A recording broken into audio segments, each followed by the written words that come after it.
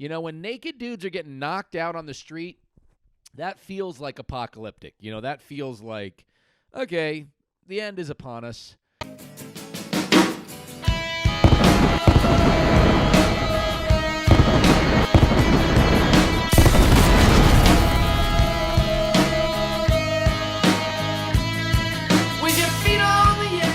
Happy apocalypse, everyone. I hope everyone is alive still. If you're not and you are listening, then you're a fucking ghost, and I'm happy to have you. I'm happy that you're choosing to spend your afterlife with us here on the podcast.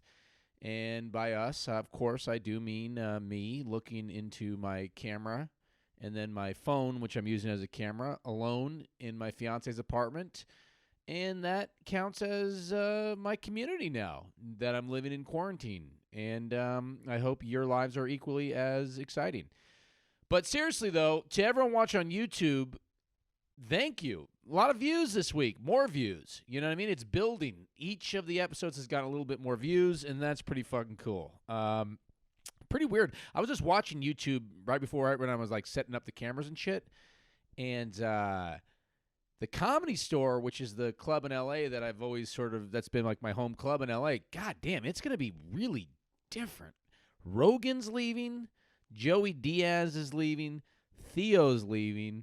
Callan and D'Elia, I'm assuming, are not going to be around as often. Brendan Schaub is leaving. It's weird. Like, those are all like the biggest comics at the Comedy Store who are like really like there all the time. And if they all move out of L.A., it's going to be like, going to the Comedy Store is going to be like if you went back to high school and all the most popular kids had graduated the year before, and then it's just going to be like a bunch of new kids. Like, who's the cool kids now? Like, who's the ones who we're supposed to try to impress, and whose parties do we even want to be invited to now? I mean, that was the crew. That was the Rogan, Theo, Callan, D'Elia. That's the crew that, like, when they show up, that's like the cool jocks showing up in high school. So if they're not there, man, I don't know. That's going to be weird, man. There's going to be a lot of people. There's probably a lot of people at the Comedy Store right now or you know, thinking, once that place opens, I wonder if I get to – is this going to be my time to be the cool guy? Am I going to be the guy who walks in there and everyone's like, oh, shit, there's that dude. You know what I mean? It's like – you know, like you go like back to school shopping – and then you show up at school and you got like your new fucking cool clothes and you're like, oh, man, I bet people are going to think I'm super cool now. I bet that's what people are doing right now. They're thinking, oh, as soon as the Comedy Store opens back up, I'm going to be the new Rogan. I'm going to be the guy that everyone's kissing up to and trying to pretend they're my friend to get on my podcast. Oh, that's going to be me. And if you're a guy like me at the Comedy Store that no one really gives a fuck about, it's so weird, too, because, like, you know, you'll see people who you're like kind of friendly with, but then as soon as Rogan or one of those guys show up, like the people that you're talking to immediately are like, I want to be talking to that guy. I wish I was talking to that man instead of this man. And they sort of like try to, you know, get their attention, or they give them a what's up as they walk by. And Rogan's a super cool guy, so he'll like say hi to everybody. Like, he'll definitely say hello to you and he'll know your name and shit. And you could just see it in people's eyes when that happens to them. They're like, oh, Jesus touched me. So anyway, that's gonna be interesting, you know. I'm sure I'll still just be like someone no one gives a fuck about. You know, I'm sure that I'm not gonna get any promotion out of this. No, I'll remain at the guy where I say hi to people and they're like, ugh, hope no one saw that guy saying hi to me. It's gonna really kill my reputation. Oh God. Let's dive into the apocalypse, though. Let's dive into what's going on this week that lets us know we're all fucked.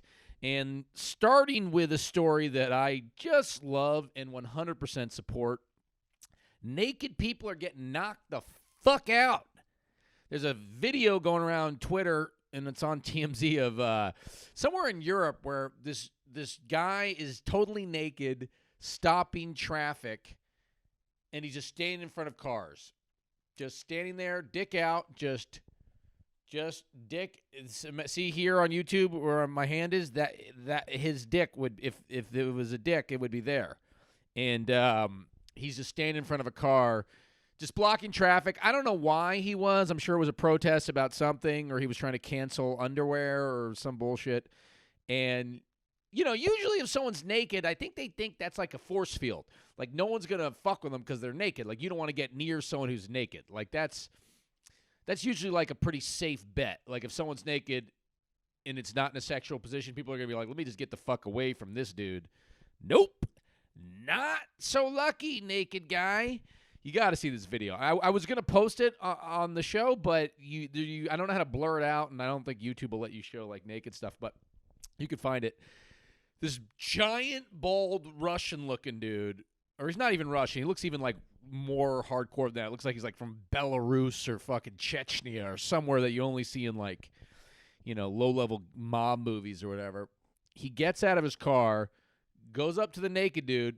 There's like a few seconds of conversation and then just knocks him the fuck out. And you just see this naked dude just, and you imagine his dick as he's falling back is just like an elephant trunk just as he falls back. And, that's just not something you should be seeing in a world that's in a healthy place.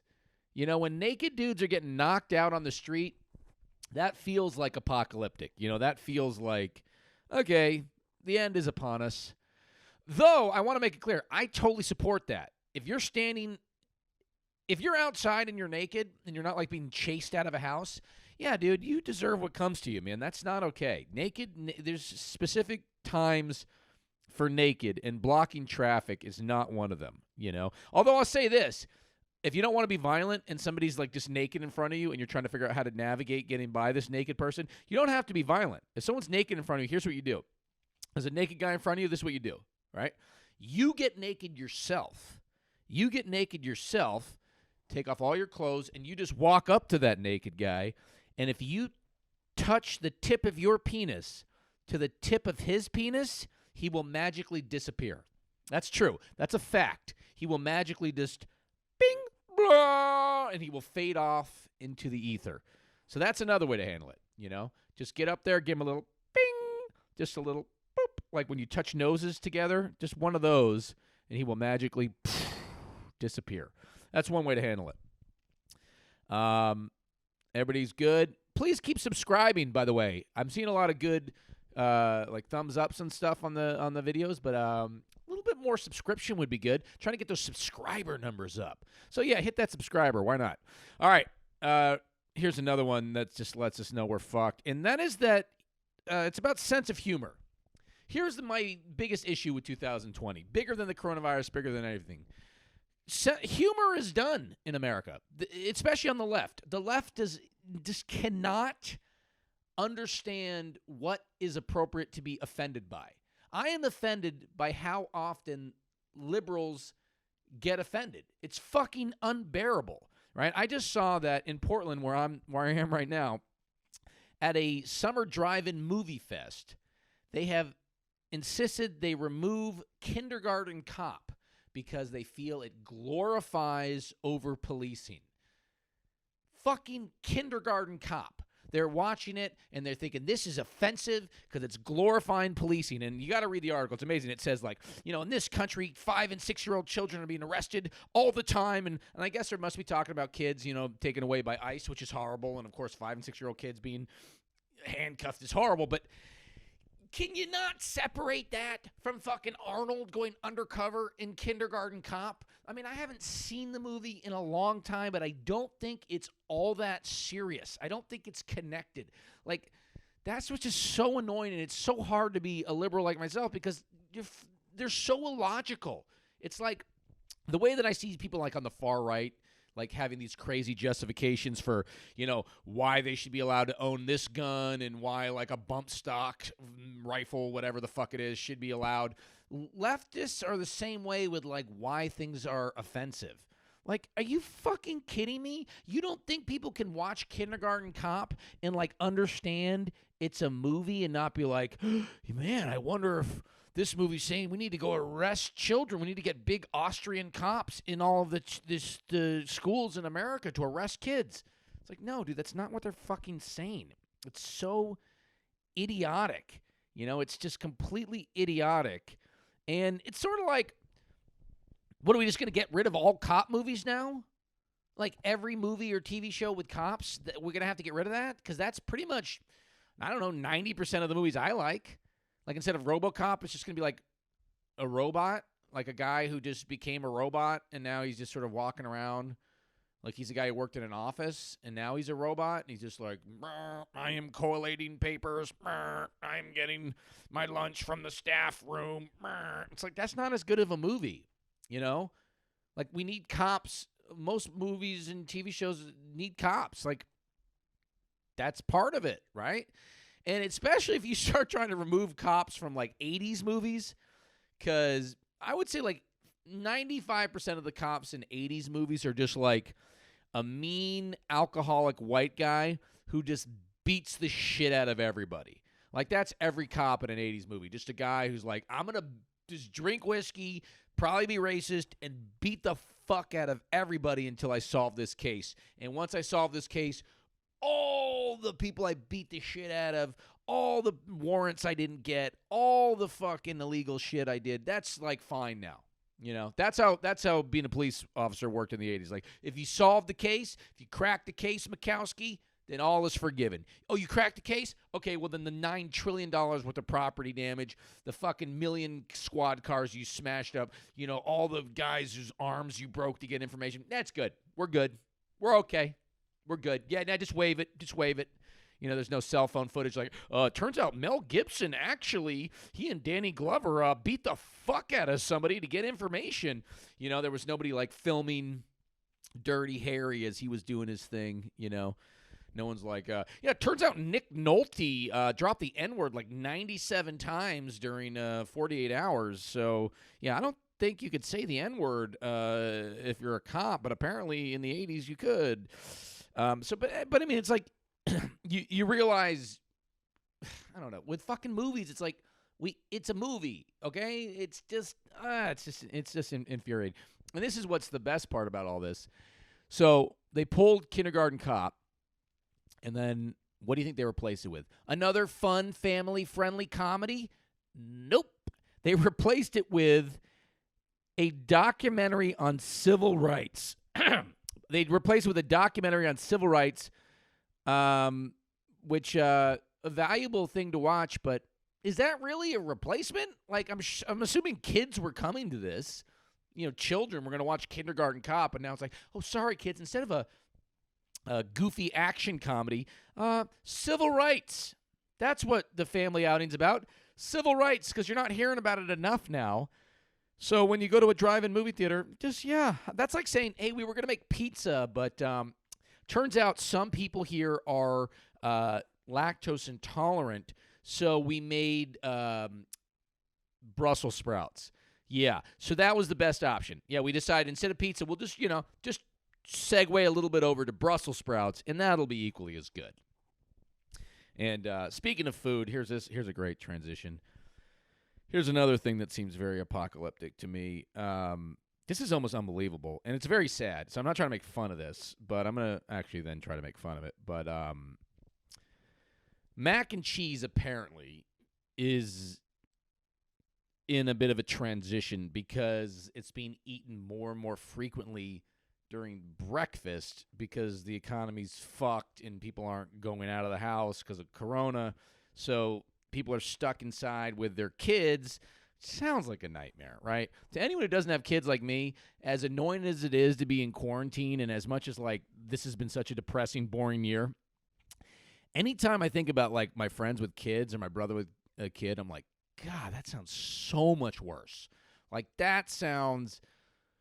you should almost definitely have a nephew or know someone with kids just so anytime you feel depressed about your life, you can just talk to them and then hear about them with their kid and be like, oh, that sounds worse. Yeah, I'm good. Even though they don't realize it. Like, people with kids have Stockholm syndrome. They're like, oh, it's so great. Yeah, we got up at 4 a.m. We drove to a park and we did this. And you're like, they think it sounds great, but you're like, oh, that sounds horrible. Like, I hate doing all of that stuff. I hate all of it.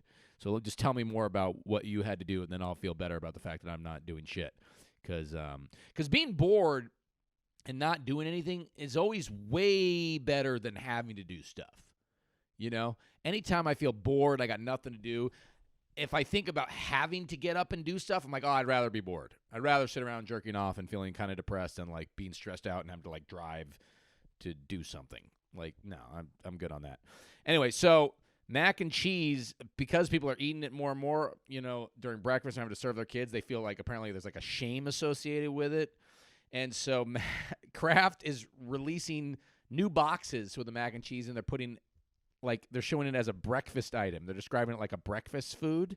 In fact, they even have like a breakfast pack where the mac and cheese comes with a mug for coffee and like recipe ideas for like what to put on the mac and cheese, like eggs and bacon. God damn. I mean, how fucking crazy is that? That they're just like, oh, people are broke and they're having to eat mac and cheese for breakfast. They're having to eat like orangey fucking neon toxic-y noodles for breakfast. Instead of solving the economy or solving Corona, we're just going to tell people it's a breakfast food now. Yeah, that's what we decided. That's the solution. Yeah, we're just going to say it's a breakfast food. You can't just do that, by the way. You can't be like, people are eating licorice for breakfast now. Oh, you know what? We're going to market it as a straw for your child's orange juice. It's called breakfast ropes. And you just taste that red cherry goodness. You can't just, like, I know politics and everything's about spin, but let's not spin nutrition, right? Like, are we allowed to just, someone got herpes. Well, you know what that is? That's a great reminder to wear Carmex. So that's a terrible example. But you understand what I'm saying? It's like, that's insane. Like, that's where it's coming, dude. We're going to be all, like, stuck living underground soon, and people will be like, hey, there's not enough air down here. I'll be like, oh, yeah, that's a good way to feel more relaxed. Like, having less oxygen is a good way to just feel, like, chill. You're just going to feel kind of sleepy, and that's kind of like, that's what we're going for here. So, yeah, asphyxiation is the new fucking meditation. Just chill out. Just let that lack of oxygen in your brain just fucking do its thing. We're fucked. But you guys aren't. You guys are in for a treat because I, on this podcast, have a very exciting guest, Stephen Fury, super funny comic, and we've got a nice long interview coming up in about, I'd say, 5 or 10 minutes. I'm gonna fire it up, and it was a great conversation, and it was so funny because we started talking, like just when we started doing the interview, the discussion, the repartee, whatever you want to call it, Stephen got in a family emergency, and we had to stop, and it turned out his aunt had been in like a drinking and driving accident. So then that kicked us off in a whole new direction, and it's a lot of fun. Not as much fun as his aunt was having. His aunt was apparently having way more fun, but we had a good time talking about it and making fun of his dysfunctional family. I saw this on the news that was pretty wild. So apparently, like bears, like black bears and stuff in America, they don't just like let those fuckers run around. Like they tag them and they put like collars, which is kind of fucked up. First of all, like, why do we need to know where these bears are at? I guess, I mean, like, if a bear is close enough to fuck somebody up, like, you're gonna see it. You know what I mean? I don't know why we got to study where bears are at. Like, what if this bear wants to, like, get a fucking BJ at like a truck stop or something? Like, let's let these bears have some privacy. You know what I mean? Let's not be all up in their bear business. What if this bear wants to fuck a jar of honey or something? Like let's let these bears, live their lives. But that's not how it works. They tag him and shit. Anyway, there was a couple bears, or at least one bear that was shown with a Trump sticker on the back of its collar, and they tracked down the guy. And it turned out like they found the Trump supporter who put the sticker on it. That's how you know this country is fucked. We are so divided politically that people are risking being maimed by bears to get out their political beliefs and to pledge their allegiance. Because they found this guy, and it turned out, he said, yeah, he did do it. And he said he had to lure the bear over with food to slap on that, fucking Trump sticker. That's insane. Like, that is like, you should not support a politician of any kind that much, where you're like, man, I don't know, I might get ripped the fuck apart like I'm in The Revenant, but, dude, I gotta let people know that it's all Trump Pence for 2020. Bear, there you go. Get over here. I'll tell you, if that's what it takes to win an election now, Democrats are fucked. If it takes fucking with a bear or wildlife to win an election, we're fucked because there's no way. With that said, Democrats are apparently and liberals are apparently fine with burning down buildings in Portland and in Minneapolis. So, I mean, that's equally destructive, if not more. But they're not going to be fucking with bears. So if that's what it takes, we are definitely fucked. But also, like, it's really fucked up that we're tagging these bears. I don't know. I'm not okay with that. I'm not okay with that. I am contacting this guy online, and I'm seeing if he could put a Mandel.com or the Weekly Apocalypse. .com sticker on a bear because it got a lot of press, this story, and I'm thinking that might be a really good way to get the word out. To get the fucking word out. Oh, I got my bachelor party coming up. Should be exciting. I got some bad news this week about a TV show that I had sold and shot, and an episode of it, a special or pilot, aired on the Discovery Channel. And I found out that it's not going to series after all, which is a bummer. And next week, I'm going to give you guys the full story on what happens when you sell a TV concept and the entire year after year after year development process to actually get it on the air. I'm going to take you guys through the entire story of what that is. Just for anyone who's ever thought about television, you'll know what a brutal, brutal experience it is. Because we actually aired it on the Discovery Channel in May. It was really fucking good, I thought. They seemed to think. And then now we just found out it's not going. So, bummer. But it's all good because I got this YouTube show that's really crushing it. Okay, before I dive into Stephen's Fury, I like always, we talk about stories that show the apocalypse is coming. But then we always got to end this section, at least, with a story of hope. A little bit of a thought that perhaps life can pull it off. And this story, while disgusting, is very life-affirming because it shows just how much you can accomplish and how much you can overcome if you really want to stay alive. So close your eyes for a second and think about what you've done to overcome a life and death situation. Think about what you'd be willing to do to not die, to keep living, right? Well, now let me introduce you to a water beetle and tell you what a water beetle is willing to do to survive. Now, scientists have found out that water beetles, a certain kind of water beetle called the Regibaritia anatana, it's a certain kind of water beetle that when eaten by a frog, 96% of them, or 90% of them, are able to crawl out of the frog's anus in its shit and survive. And this isn't like an accident, right? It's not like the frog just eats them and shits them out and they survive. No, they actually crawl out. And this is how they know. This is how fucking weird being a scientist must be. They wanted to know why these little beetles are able to not die when they get eaten by a frog, and they're actually able to, like Jonah and the whale, it out of the frog's asshole. So they taped their little legs together, or they put them together with wax. They all died. So the ones that went into the frog and weren't able to move around fucking died. The ones that can use their arms and legs to fucking crawl out of that frog's asshole, they got to live. So if you ever feel like what you're facing is too much and you can't go on, just have you ever had to crawl out of a frog's asshole? No. Then you don't deserve to complain, man. Okay? That's what we have to be willing to do. So basically, if this beetle is able to crawl out of a frog's anus, we as Americans and people all over the world should be able to crawl out of the anus of 2020. Just think about that. If these beetles can crawl out of a frog's asshole, we should be able to crawl out of this horrible asshole of a year. I do want to, though, pose this question to the science community. What did you learn from that? Did that improve life at all? Sometimes I feel like they just fuck with animals and insects just to fuck with them. Like, you took all these frogs. You took all these insects that are, over 1 billion years learned to crawl out of a frog's asshole to survive, this crazy amount of evolution to learn that. And then you just glue their legs together so they can't do it, and so they all die, and you're like, oh, well, at least now we know. It's like, how did that help?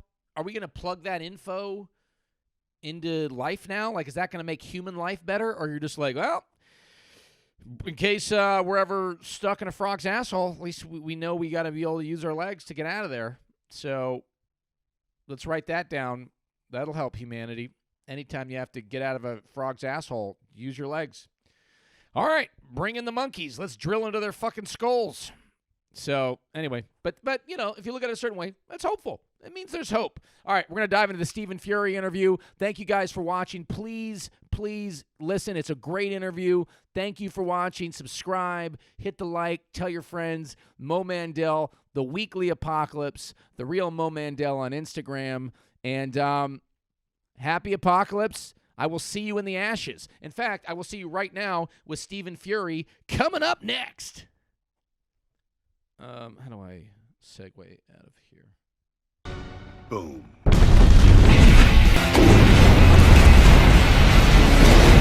All right, we are back from a family situation. Let's go live to Stephen Fury. So we were in the midst of talking about stuff. We're having a good comedic banter.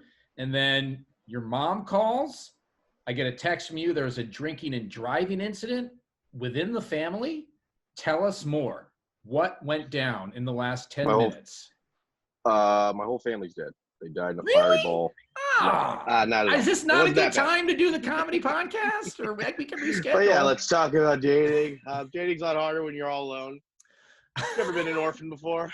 So what's up with everyone you love being dead, huh? Dead in one car fire. One Guess we foul should've- swoop, huh? God's funny. Takes everything. Any other doesn't he? orphans in the crowd, or just me now as of the last 3 Who's minutes? Who needs a 31-year-old son? No, my family is fine. So I guess my aunts were having a good time. I'm not gonna say which side of the family. Not gonna say what aunts. But we all know the wild side. If anyone knows Stephen Fury, you know what the wild side is. It is the wild side. So they were all having a good time. One of my cousins came into town with her girlfriend, and they were all drinking and having fun. And then one of my aunts went to borrow one of their my cousin's girlfriend's car. Guess she was a little soft. She doesn't drink that much. She kind of went to hang out, but the other aunts kind of pound it. And in Sacramento, there's a lot of those roundabouts, and I guess she just hit one of the roundabouts, smashed the car, and then brought it back to the house. And just came inside and was just like, I broke your car, and gave the keys back to my cousin's girlfriend. Wait, so the whole incident was like 5 minutes? She's like, can I borrow your car? Yeah. And then I wrecked her car. Yeah, it was like. And then she's like, also, can you call me an Uber? I lost my phone in the fire of your car. Can I get a ride? Does anyone else have a ride? Give me one. Yeah, it should be fine. But I mean, I don't know. That's not my problem, but it's a problem that luckily everyone's safe. You know. I mean, that's incredible, man. I love that. Of her just being like coming back, and then she's like, "So, is anybody hungry, or does anyone want to?" got a big. I got pizza in the car. Yeah. It's burning hot. Someone say burn. That's great. Are you a good person to lend stuff to? Yeah, I'd say I was with, like, I had divorced parents, and I was with my dad a lot too, and he was kind of like a good role model, and he would just like tell me kind of like the way a man should live. You know, like, don't go to a party with nothing in your hand. Don't wreck your cousin's car in the same neighborhood. Don't wreck your daughter's girlfriend's car when you go. That's what it was. Your daughter's girlfriend's car. Oh, that's fucking wild, man. So it's also too, that one's funny because it's like, how much do you gotta love your spouse to, like, do they let it go? Does she like, hey, your fucking mom needs to pay me money? That's gonna be a hindrance. She better pay. There's nothing more fucked up than that. Because, dude, I'm already thinking, like, as I'm about to get married, it's like, you have to take your spouse over anyone else. That's the only way it works. You have to be like, sorry, mom and dad, you raised me, but if this marriage is gonna work, I gotta go with her side on the shit. Because your spouse and your family are gonna be unreasonable at times, and you have to just go with the unreasonable that leads to more of your perpetual happiness, and that's got to be your spouse. 100%. But this is my question, okay? Because this is the one that I've had a conversation with my dad, and my parents, and their new spouses. Once you have kids, do the kids then become more than the spouse? Where's the spouse rank? Because this is the thing, right? The spouse can leave you. The but kids a kid can't. Right. Can't ever leave you. I mean, it should be the spouse is more important than the kids, but I have a feeling that evolution is going to make the kids more Especially with important than mom. spouse. Yeah. Yeah. But I always kind of feel like that. Like, I'll be honest with you, I'm a little annoyed at my nephew because, like, my brother over the last 2 years since he's had a kid is like way less fun, and he's kind of a little bitch, and he's like being a good father, you know, and has to do things with his son, and it's just like it's kind of annoying because it's like I've been here since '81.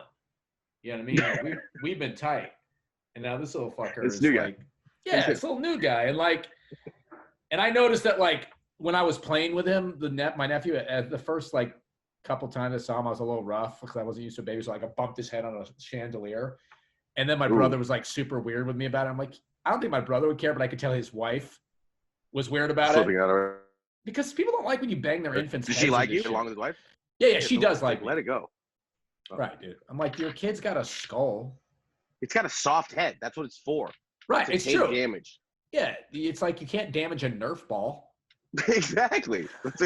Or like if just like a ball of loose gum, you know, is it gonna have a dent forever? Sure.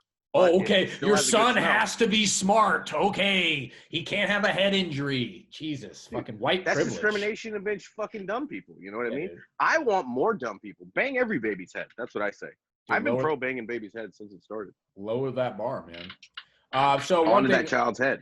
I was curious when we were chatting the other day or texting, you said you've been having apocalyptic dreams. Oh man, I didn't know I told you that, dude. I've been having the most fucking gnarly goddamn dreams I've ever had in my life. Last night I had a dream. I mean, it's just nightmares, not even dreams. Last night I had a dream that I was at a party and I was talking shit to someone. She came. You know what's a fear of mine that I feel like no people talk about enough? You know, wine glasses, like a real glass of wine. I always have a fear of the bottom circle popping off and someone stabbing me with it. It's a good weapon, man. It's a good weapon. I think about that and high-heeled shoes. I saw a movie the other day and a woman smacked her heel into the guy's neck. And I was like, oh, shit, dude. I got to take all those out of my fiance's house right now. Wedges. Only Steve Madden wedges. Only Velcro fucking kids in this house. Beautiful dress with some fucking So what happened? Somebody stabbed you in your dream with a wine glass? Someone stabs me in my dream with wine. It's like kind of like an apocalypse. I have people in the shelter. It's like the third time I had this apocalypse dream. And it's my dad's house. Have it there. Then I get my hand cut open and it's like hollow and infected, so I can't use my arm. Wait. So back it up. So you're at your dad's house. Is that what you said? Yeah, I felt like for some reason, like the world came. I feel like it was like when I went home, the world fell apart. You know, like the final stage. I'm not a psychologist, but that seems fairly easy to analyze. You went home to your divorced father's house, and the whole world fell apart. Okay. Yeah. And then my aunt crashed my car. And then when I cut my hand so my arm wouldn't work, and then I was outside trying to get help, and then lions were chasing me. No one else would help me, and I was bleeding, so these lions kept chasing me. And then I got home, and I'd left the water on that flooded my dad's house, and I drowned underneath in the basement. Oh shit! Really? So you had a cut, lions after you, and then you drowned? That's and then everyone was like, "You shouldn't have left the water on. This is your fault." Well, they are right about that. Yeah, I mean, ultimately, 100%. So that's an intense dream, man. That's like you drowned at your family, and you know what you drown? Guilt. I don't wonder what I'm guilty though. I've lived such a frivolous life. I don't really have much. I don't know. It's been terrible. Sleeping has been terrible. Have you been doing anything differently that's been causing more nightmares? I smoke DMT every night. Oh, okay. No, I'm kidding. I've been railing DMT at Wisco. Dude, my fiance has fucking nightmares every single night, and she doesn't believe me, but it's true. Like, she goes to bed early, and I'll just hear like, and I'm just sitting out here like working on my screenplay, just like, fuck is going on in there? It's crazy. Like every single night. Yeah, I don't know. It's pretty scary. I scream and talk during when I sleep too. 100%. I don't know. I do it all the time, and I'll say weird things too, like embarrassing things. Like not that embarrassing, but just be like, "No, stop, please, I don't wanna." And I'll just say that out loud enough for everyone in the house here. It's always weird. It's never something cool. I feel like no one ever screams out something cool in their dream. Like, I'll No one's fucking ever save like everybody. Yeah, right. It's like, oh, I just put up 304 times. Damn, I'm having sex for so long. I just crushed at the OR at the Comedy Store. You're right. No one ever does scream anything cool. It's so funny because like you could like have dreams where like how often for me I'd say the percentage of horrible things happening in my dreams is so much higher than good things happening. Like I'll have one sex dream a year and 7 million like things are not working out dreams. Yeah, when someone says I had a dream, it should mean something bad happened, you know? Yeah. Like one of my dreams is to like be publicly raped in a prison.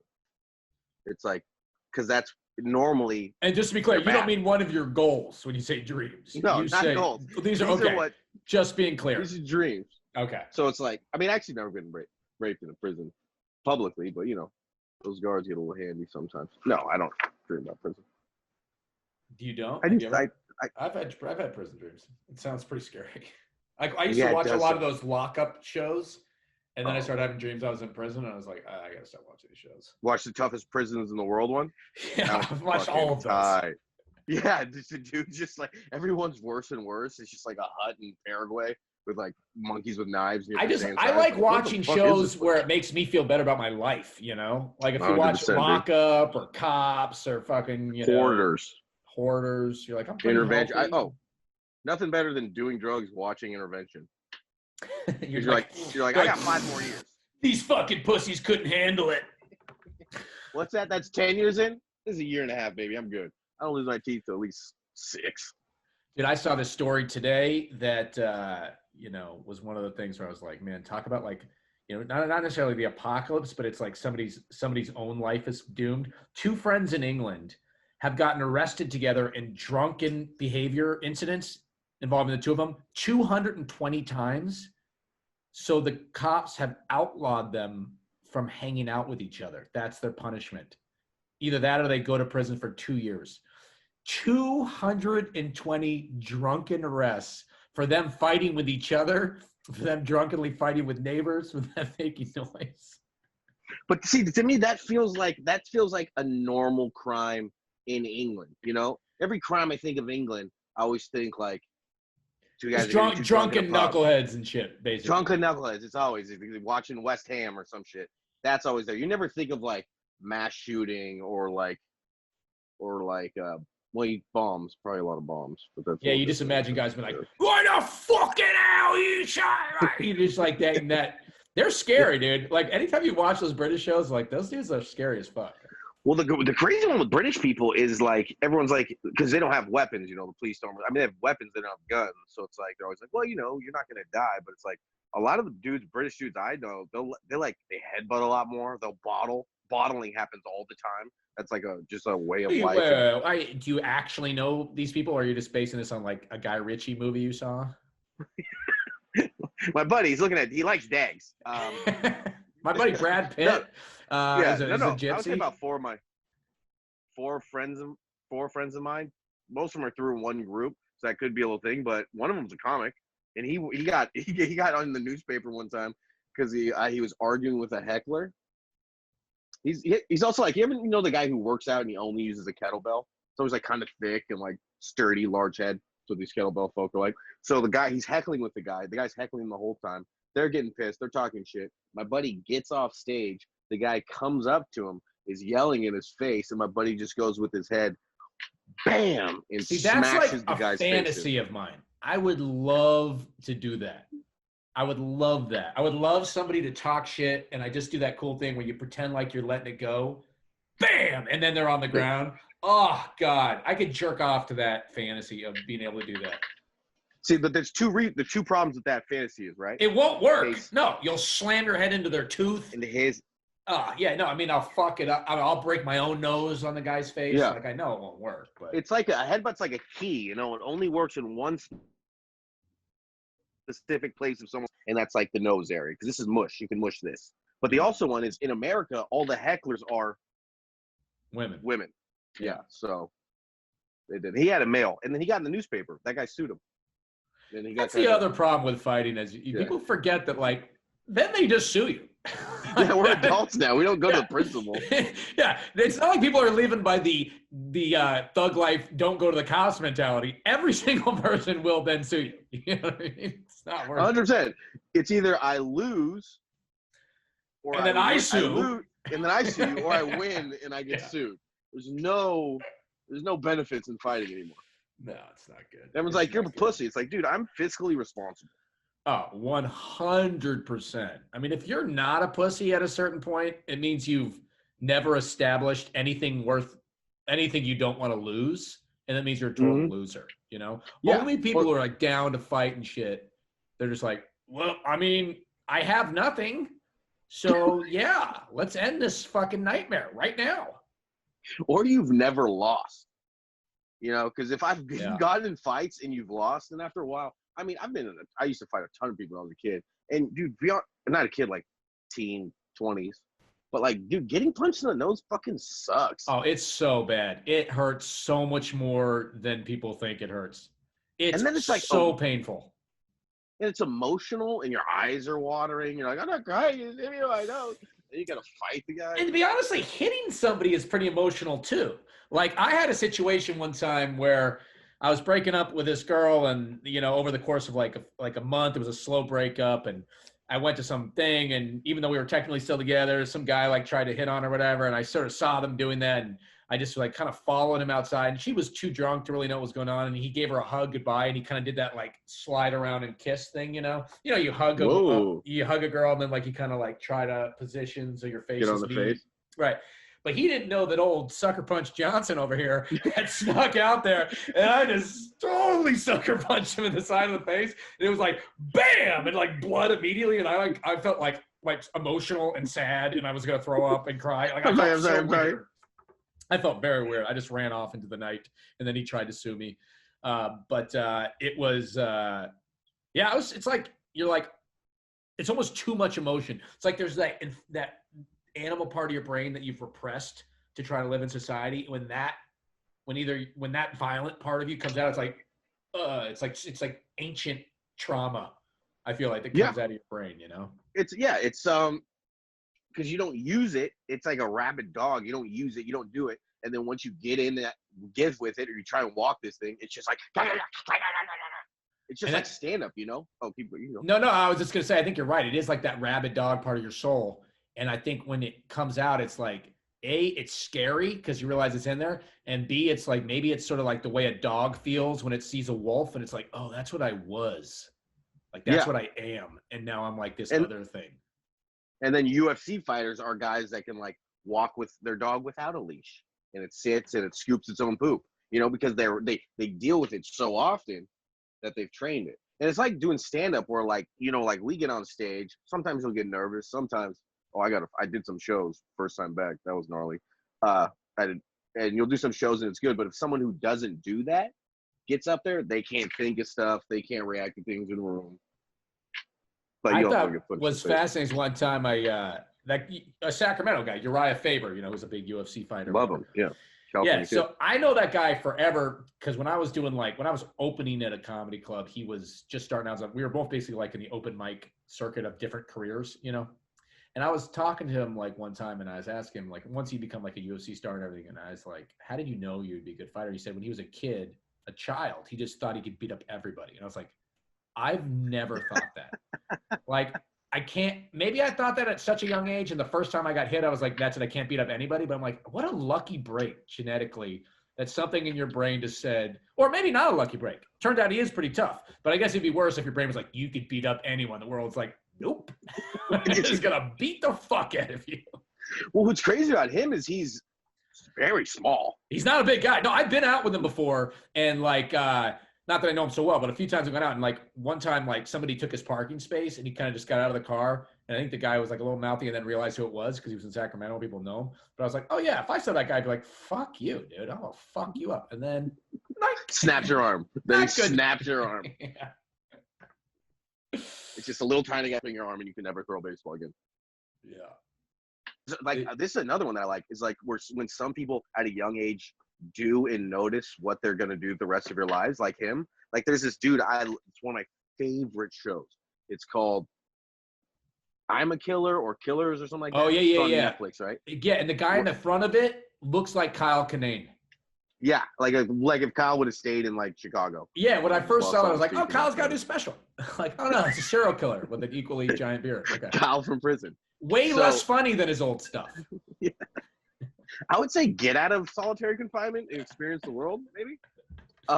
So what it does is just talks to death row inmates, and some of them, it's really great too, because you'll hear this whole guy's sob story, and you're like, fuck, this guy's innocent. And then it'll talk to all the people he did these things to, and people who knew him in his life, and they're like, that guy was a piece of shit. He's lying. He was a piece of shit. And at the end, they'll show that guy what people said actually happened that night.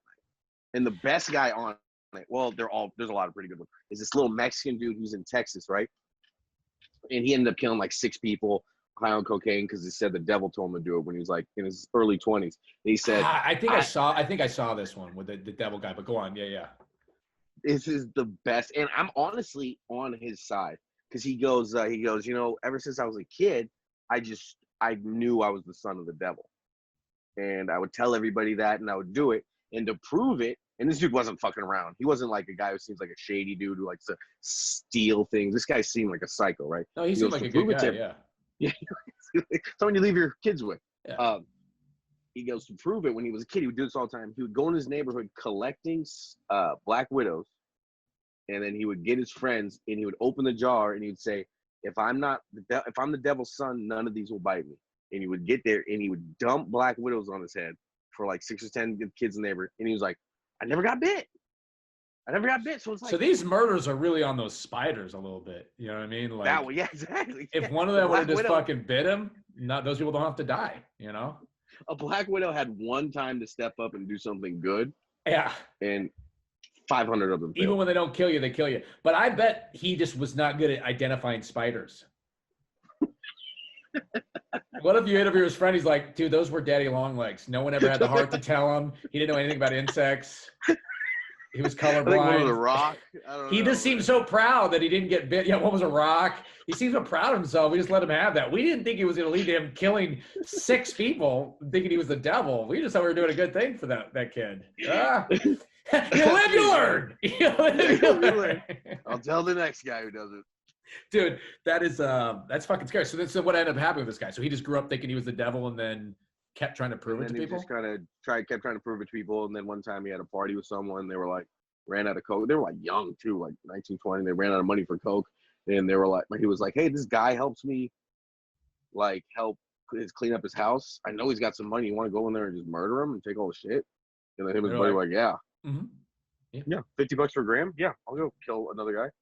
And then now they're in jail for this. Dude, that's the most amazing thing about that show, The First 48, where it's like, when you watch movies and stuff, it's like people get murdered because of giant coke deals, and people get murdered because they were cheating on their spouse, and like big dramatic things. But really, it's just like, so that was my chicken sandwich, and then that dude ate it, and then I fucking killed him. And then they're like, did you like have an elaborate plan to escape? Nope. Pretty much just hung out in my house, and my shirt with blood on it is right there. I mean, it's like, these are not masterminds. Yeah. Dude, that's why I think maybe like if you're actually, because I actually think about killing people and how I'd get away with it pretty often. I would say at least once, twice a month. Like specific people? No. It's hypothetical situations. Right. And I have to get out of it. Because I'll be honest with you, I had a little bit of a not great situation with another comic the other day. And I didn't think it bothered me really. But then I went to sleep and I had like just dreams about beating the shit out of him. And then it was at the Comedy Store. And then in the dream, I just started beating the shit out of other comedians who I don't like. It was really weird. It was really pathetic. I woke up and I'm like, that sounds pretty good though at the same time. It was cathartic, but I was like, why am I dreaming? Like this one guy I had an issue with, sure. But then why am I just beating up that one dude who I just sort of am like jealous of, and that other guy I just don't like, just like, it's really pathetic. The one guy who used to not let me up at that open mic. Yeah, it's really pathetic. Like I'm about to get married. There's COVID. There's racial justice stuff. I'm like, I'm gonna fuck up that dude who book that pilot. Tony Sparks. I'm gonna get Tony Sparks. No, never Tony Sparks. No, he's a great guy. Yeah, that's right. Oh God. Hey, speaking of fights and shit that's apocalyptic, there's something I'm curious if you've ever been in this situation. I was reading about this Burger King employee who got shot and killed while working at Burger King. This happened this week because his girlfriend, no, not his girlfriend. He was working there, and then this girl came down and was really pissing him because the line was taking forever. And he got in a little confrontation with her and gave her money back. And I guess they got a confrontation. She goes, "My man's gonna fuck you up." So she went home. Then her man showed up, challenged this guy to get out of Burger King and fight him in the parking lot. Her man beat the Burger King guy up, according to this article, and then went into his car and got a gun and shot him anyway. And so, have you ever killed someone at a Burger King? And then my second question is, have you ever been in a situation where a woman has because I mean, that woman is like, I'm going to go get my boyfriend to do a crime. And now he will be in jail for first degree murder. And it's because she got him to do it, you know? Have you ever been in a position where a woman has gotten you or tried to get you to actually like do something violent?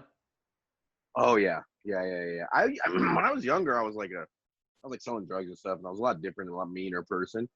And I remember I was dating, it was a longtime girlfriend. She was at Gamma Phi Beta at Sac State. It was like one of their big dance bullshit. I hated it because I was never like a fraternity type person. I didn't like that these people paid for friends. I just thought it was corny. So I go with her, and as we're leaving, she just starts, out of nowhere, arguing with these two women. One was just normal. They weren't doing anything. Two women, and then their three boyfriends. One of them was Asian. One was another one. And she's like arguing. I'm like, babe, what are you doing? We're blackout drunk.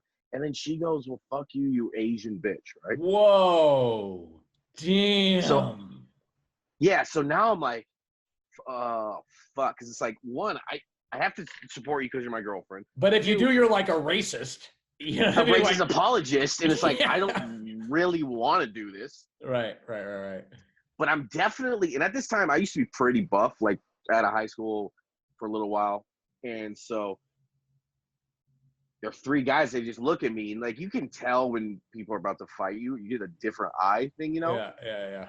I mean, if you're at a frat party and people are drunk and there's 3 against 1, they want to fight you, right? Yeah, because they're like, we're going to win, and somehow it's going to lead to us banging these chicks. Yeah, they're going to bang these chicks. Yeah. They beat up a racist. So yeah, I mean, it's a win. It's a win-win-win. I mean, it's a beautiful moment. L'chaim. So they're looking at me, and I'm like, fuck, right? But I'm bigger than these dudes. Like, I'm probably, at the time, 6 foot, 235, not pretty big, strong dude. Okay. They're probably like 5'6", all 5'6", $150, $30. So I'm like, okay, you know, and they're coming at me. So at first, I just started, I just started naming off credits to kind of like scare them, you know? What credits of fights? I was like, I beat up Jason at Kappa Beta Sig. I beat up Trevor at the fucking Del Taco. No. I would say that I was training at Ultimate Fitness with Uriah Faber, and legally I can't beat you up. Wait, and that was a lie. That was a complete lie. Dude, that's so funny because I was thinking the other day that one of the lamest things I ever said, and it was over a girl. We were in an elevator, and some guy was like shit talking me. And I am from a town called Boonville, which is in the country. And for some reason, while we were in this like conversation, I go, motherfucker, I'm from Boonville, home of the wolves. How old are you? Are you just? I was like 28. I was like 28. I was like, I'm from Boonville, home of the wolves. There's no wolves in Boonville. And I don't even know where Boonville is. And also, what would that mean if I'm from a place where there are a lot of wolves? Would he think this guy grew up beating off wolves his whole life? Did you live with the wolves? Was he raised by wolves? Yeah. And the guy, right? They adjacent wolves. Yeah. I don't know what. And the guy was just like, he just laughed, and I was like, yeah. I don't know what I did. No, you didn't. Did you? No, I didn't do that. But that was probably the only thing. It was just so embarrassing. Anyway, okay. So you start saying, hey, I do Orange Fitness, motherfucker. I do CrossFit. Yeah, hands are legal. So if I fight you, you know, all section football, fullback and DN. If I fight you, bro, you know, you have to swing first. I don't want to do it, guys. There's also like 5 of them, 2 of us. And then they come at me. I remember still this day.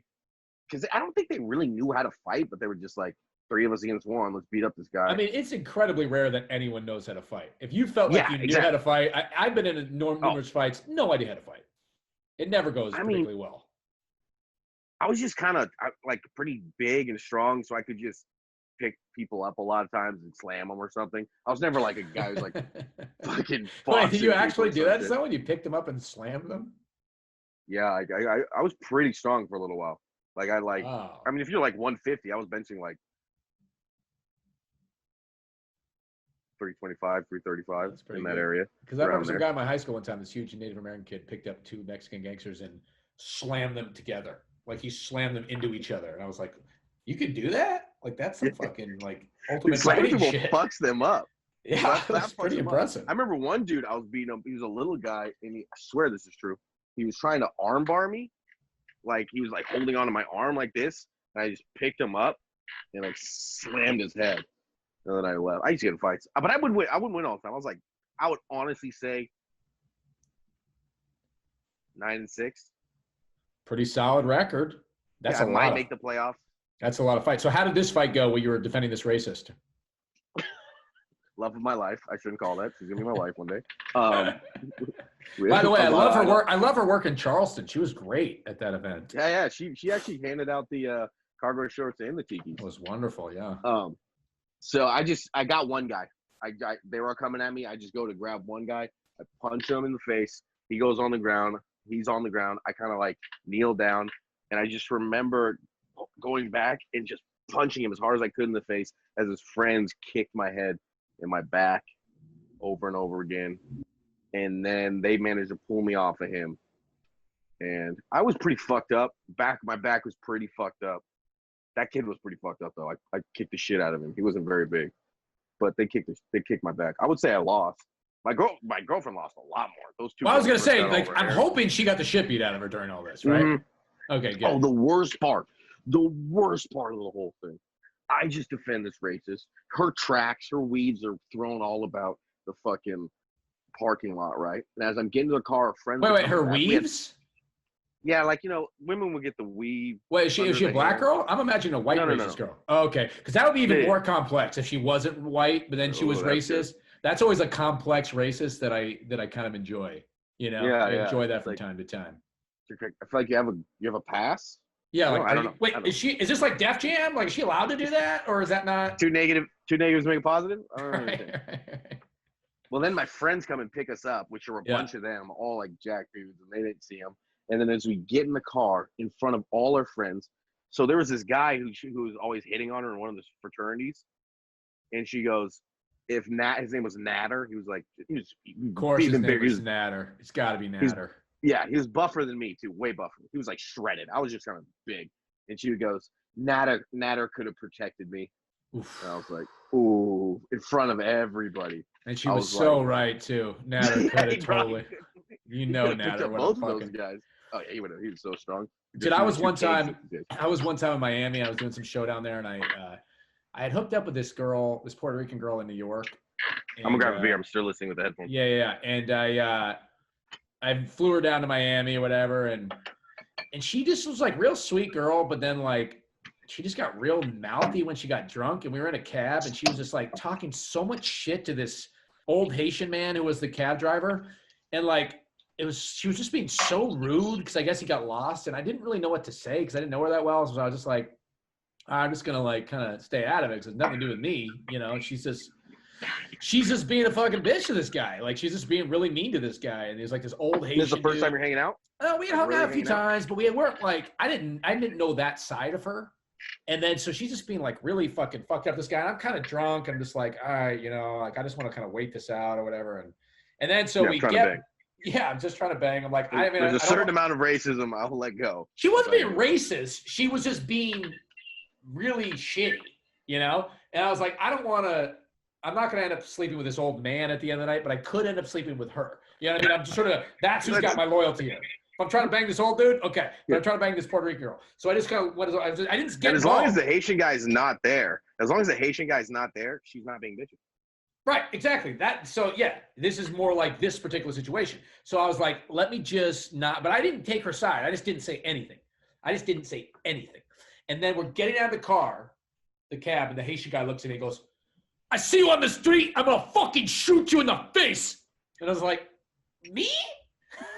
I didn't say anything. You know what I mean? Like somehow his chivalry, his old school chivalry took over, and he's like, rules are rules, bro. I now have to shoot you.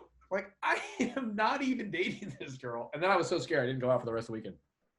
I mean, if there was like a social rule that you couldn't beat up dudes named Steve, I'd be a lot more mouthy too. Right. I mean, that's a really bad situation when women do that. You know what I mean? And that happens. Oh yeah, they're bad. It happens fairly often. You know. Well, it's like also now it's like, you get older. I stop seeing things as like, oh, that's bad to do. I just see it as like that's a red flag. That's like a red flag. That's something I have to end this relationship, because if you feel this way in your life, then this isn't going to work out. Well, also, yeah, 100%. That's smart. That's very smart. I also don't like when women come to comedy shows either, because like if somebody heckles you and they love you, like they're going to try to get involved, and then it just changes the whole dynamic. You know what I mean? Oh, the worst heckle is the person who's supportive. Yeah, totally. To me. Yeah. Because then it's like, I'm like, shut the fuck up, but then like, woo, yeah, loving it. He said fucking bull fart. Yeah, you're like, now I'm in the fucking Special Olympics. Like, is that what's happening? It's like, okay, yeah, having a fun time. Please shut up. They have to do it over and over again, and then you do the one of, hey, can you just shut up? And then the whole audience claps, and it just keeps going. You're just like, or like if somebody's heckling you and someone tries to have your back, and they're like, I'm liking the show, and you're like, Jesus Christ. Thanks, Mom. So, I think you're handsome. Hey, before we go, my friend, you said, is there some, I mean, I know things are in a dark place, but is there something you're seeing out there in the universe that makes you think maybe there's some hope? That, Yeah. I know your aunt just got in a family-related car accident. A lot is happening. What do you think, man? Is the human race going to pull through this?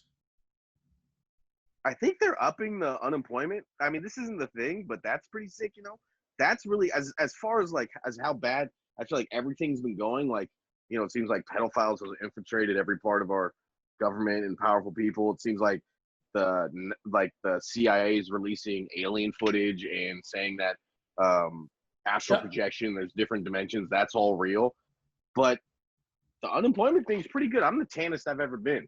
That's where, yeah, dude. That's where 2020 is. You're like, hey, $450 a month now, huh?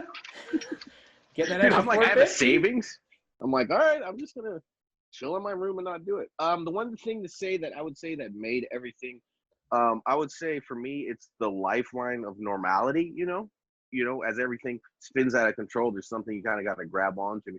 And to me, it's Florida. Because Florida hasn't changed. Right. They were the same before COVID. They're the same now. They're still doing crazy shit. Like, for instance, I just saw this one guy yesterday. He was in a public place drinking a beer and just shooting off his gun. And it's like, thank you, Florida. Right. You didn't change. You're still doing you. And it's like. That's a very good point. That's a very good point, man. That just like, hey, this is what we do, man. Somebody's got to keep us up. We got to stay grounded. We got to be ourselves. And I kind of just like, I feel like that, if you do that crime in LA, very bad.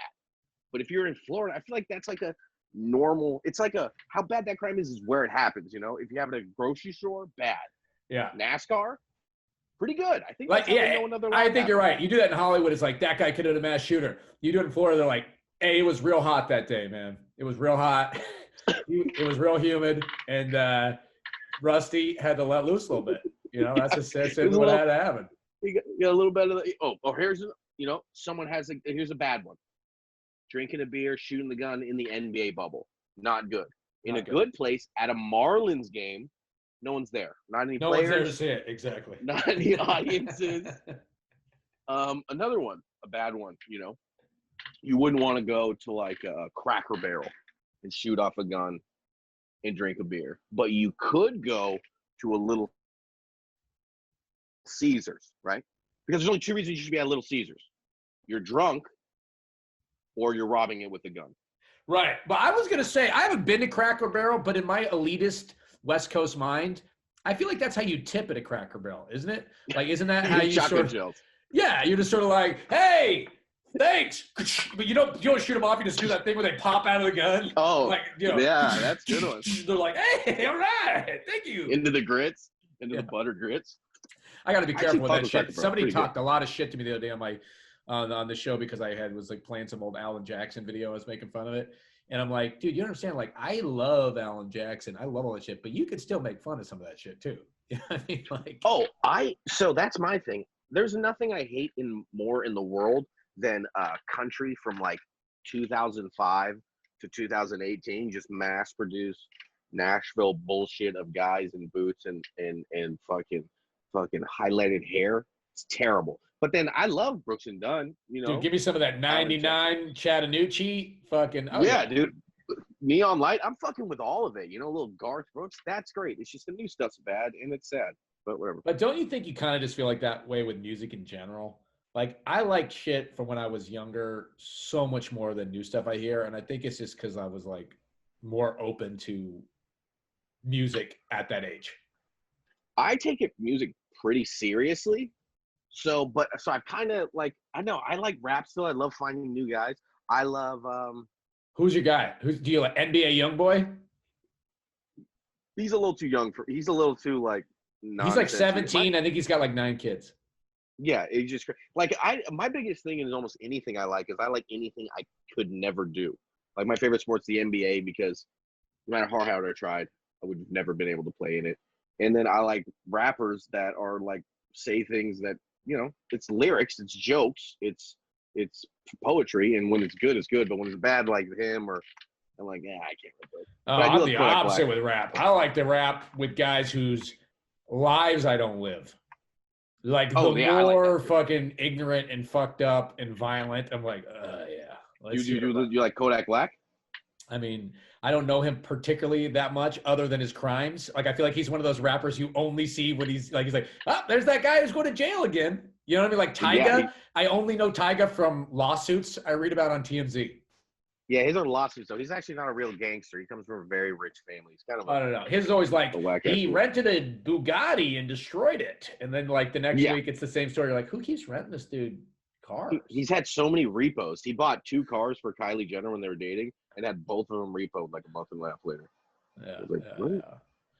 All right, man. Well, I hope your aunt's okay, man. Are you going to, you know, is there going to be like a kind of a intervention, or is there going to be just no, it's more of a family trait, you know. You have to have an intervention where everyone, it could be maybe a group intervention, you know, I feel like. Yeah. I feel like everyone would have to be there. No one can pass judgment on anyone else at this intervention. There can't be like, hey, you've been drinking 4 times this week. We're like, yeah, but we're at your house. Right. Like, yeah, but we're in a bar right now and it is noon. I bought it on your tab. I am curious to see how that works out with her, with the family dynamic, though. Money and family, that's a fucking dangerous ball game. Yeah, especially a car. That's something you need, dude. All right, my friend. It was nice chatting with you, dude. Nice catching up. And, yeah, man, just keep defending those racist women that you love, you know? If there's anything I could say, just keep it up.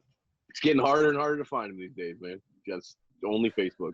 Now, what you got to do if you want to find some of these great racist women that you love, Stephen Fury, who loves racist women, you got to go to some of these social justice rallies and then meet women at the opposing rally across the street. Yeah. That's where you got to go. Dude, I just hang out at All Lives Matter things with like a black and blue American flag. Do you have a podcast of your own or no? No, I don't. I mean, I don't right now. I just follow me on Instagram at Scuba Steve Fury. Watch Dating No Filter on E. There's a new season coming out, and nice, I will congrats. That's fucking awesome. That's fantastic. Yeah, we already recorded it. It's just like 12 and 12. Good. When does this come out? This is gonna come out on Saturday. All right, I'll be opening for Bert Kreischer for the next 2 weeks, so that'll be. Oh fuck cool. yeah! You're doing one of those parking lot tours? Driving movie theater, yeah. So I'm like bombing in front of like 400 cars. It's gonna be crazy. Dude, that's I don't have too much time. Great, man. That is great. All right, man. Well, that's a nice thing to look forward to. Say what up to Bert for me. I just did his podcast. It was great. Oh, nice, cool. Yeah, I'm so excited. It's the first time I've worked with them, and it's kind of been like the guy. I feel like I could drink with him more than most people could, and I think we hang out well. So Yeah, people don't know. thanks, Bert celebrity. Kreischer, right now, when he performs stand up, he takes off his shirt. Steve, what I think you should do, take off Take off your my shirt pants. before him. Dad, Oh, he'll dude. love that. Just steal all the thunder and just do I all went in the a group. I went in a group chat and said that I was like opposite. I was like doing Bert opposite, where I do my jokes without my pants, and it didn't get anything. I was like, "Fuck, is that hack?" Someone's probably already said that. He's like, my last 8 fucking openers made The that opener joke. said that bit. And then I was like, I'm not writing in the group chat for a little while. All right, man. Thanks, All right, buddy. buddy. Good shit. Stop.